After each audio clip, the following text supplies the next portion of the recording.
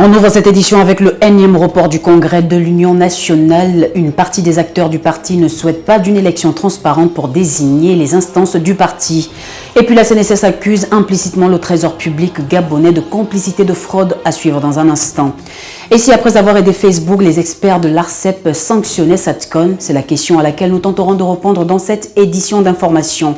On parlera également du général Yves Baraswaga qui annonce le retour de plusieurs checkpoints suite au relâchement des mesures barrières. Et avec cette troisième vague de Covid-19, on constate une augmentation de formes sévères chez les jeunes, une situation qui inquiète les autorités gabonaises. Voici pour l'essentiel des titres. Bienvenue dans cette édition. Merci de nous rejoindre sur Média 241. Pour la énième fois depuis 2 ans, on assiste au report du congrès de l'Union nationale. Une partie des acteurs du parti ne souhaite pas d'une élection transparente pour désigner les instances du parti. On regarde cet élément de reportage. Le report ce 13 octobre pour la énième fois depuis 2 ans du congrès de l'Union nationale est l'évidence pour certains observateurs de la guerre des clans féroces que se livrent les principaux candidats pour la gouvernance de ce parti politique, désormais l'ombre de lui-même. Une partie des acteurs du parti ne souhaite pas une élection transparente pour désigner les instances du parti.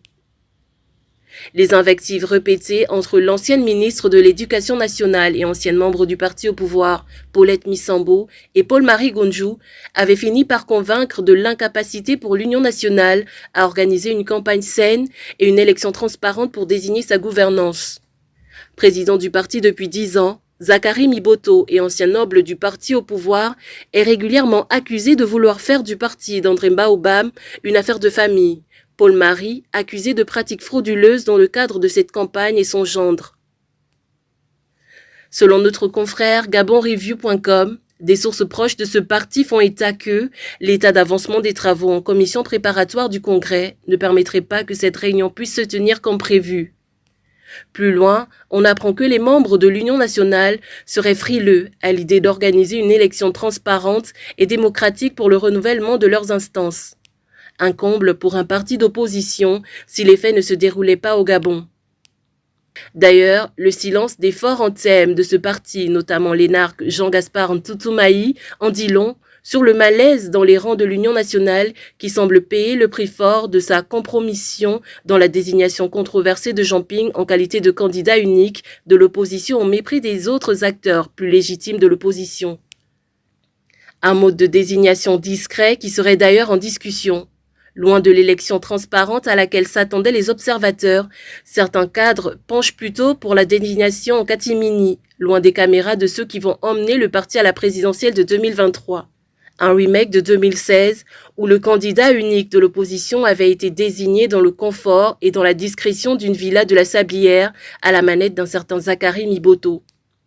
La nouvelle date du congrès, qui n'a pas été communiquée, est un nouvel exemple du vrai poids de certaines formations politiques gabonaises, qui, loin des commentaires pédants de l'action gouvernementale ou de la récupération politique des faits divers, semblent n'être que des géants de Facebook au pied d'argile.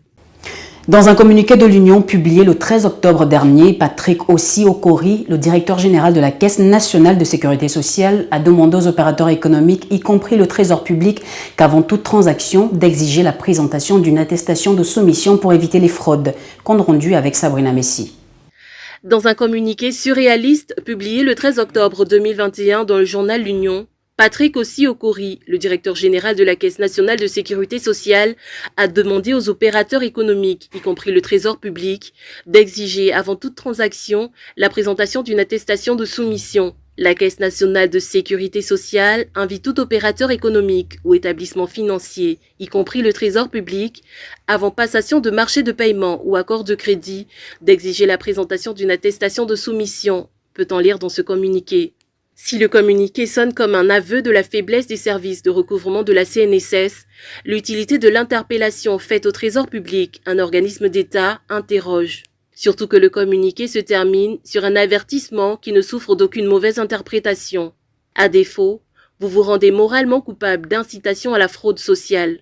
La direction générale de la CNSS n'aurait-elle pas été plus avisée de s'appuyer sur des textes, des lois contraignants, ou à faire du lobbying auprès de sa tutelle plutôt que de mettre en cause la moralité des autorités du Trésor public gabonais ou des opérateurs économiques. Pour certains, Si dans le fond, les intentions de la CNSS sont louables, notamment avec ses difficultés évidentes à payer les pensions retraite et les conséquences de la gestion médiocre de ses différentes gouvernances passées, la forme de ce communiqué qui interpelle le Trésor public comme un vulgaire opérateur économique pose problème. Pour un ancien cadre de la direction générale de la CNSS, il plane comme une odeur de pilotage à vue.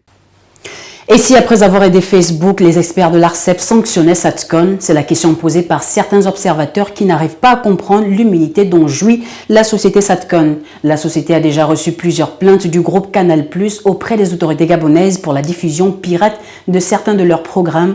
Je vous invite donc à regarder ce reportage pour plus d'explications. Et si après avoir aidé Facebook, les experts de l'ARCEP sanctionnaient Satcom? C'est la question posée par certains observateurs qui n'arrivent pas à s'expliquer l'humilité dont jouit la société Satcom. Sous le coup de plusieurs plaintes du groupe Canal+ auprès des autorités gabonaises et de plusieurs sanctions de ces mêmes autorités, le diffuseur pirate reste serein et continue paisiblement à pirater le signal des chaînes Canal+ et beIN Sport. En séjour actuellement au Gabon, les responsables du groupe Canal+ multiplient les rencontres avec les hautes autorités gabonaises, notamment avec celle de la très crainte haute autorité de la communication. Selon notre confrère Gabon Review, la délégation conduite par Jean-Christophe Ramos a profité de cette rencontre pour exprimer au président de la HAC la problématique du piratage de ses programmes par un opérateur qui est assez connu au Gabon, afin que la HAC aide le groupe à lutter contre le piratage. Une visite à la HAC dont serait bien la délégation parisienne, tant il est évident qu'en étant incapable de faire appliquer ses propres sanctions à l'encontre de Satcom, la HAC se rend complice par laxisme. Un message dangereux envoyé aux éventuels investisseurs dans le domaine de la diffusion audiovisuelle qui ne pourraient prétendre ne pas trouver le cadre juridique propice à la protection de leurs œuvres et priver le pays de quelques emplois. Toutefois, la haute autorité aurait promis à ses visiteurs du jour qu'elle avait pris à bras le corps ce problème, mais l'application de ces mesures serait de la responsabilité de l'Agence nationale des infrastructures numériques et des fréquences, qui ne ferait pas son travail. Alors si les techniciens de la NINF sont incapables de faire appliquer des sanctions de la HAC, ceux de l'ARCEP, auréolés de leur récente collaboration avec Facebook, ne pourraient-ils pas aider la HAC ?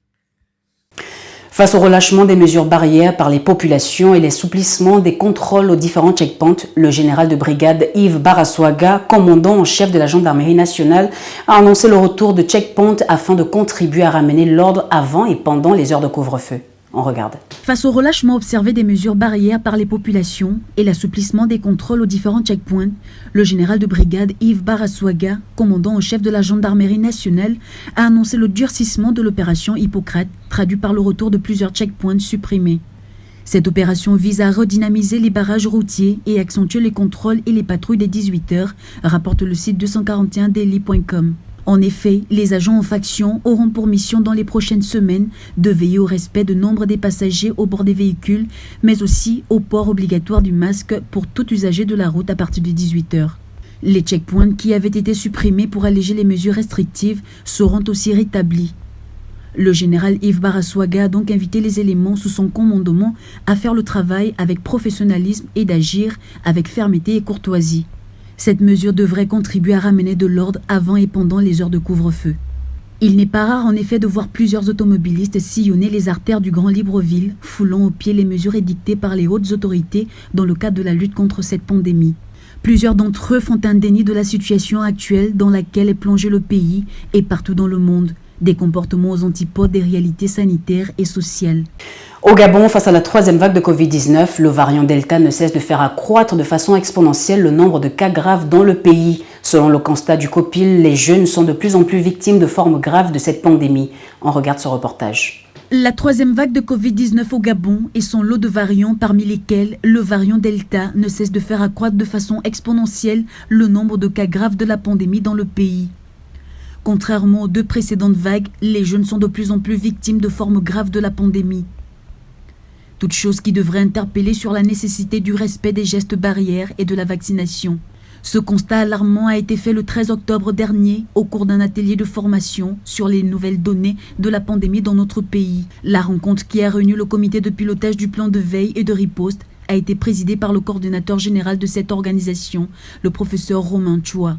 Au cours de cet atelier, le professeur Nchua et ses équipes avaient comme objectif d'exploiter les données disponibles, d'harmoniser les méthodes de prise en charge des patients et de faire la sensibilisation pour une couverture vaccinale plus importante. Avec plus de 5000 cas actifs, le pays traverse une période assez trouble.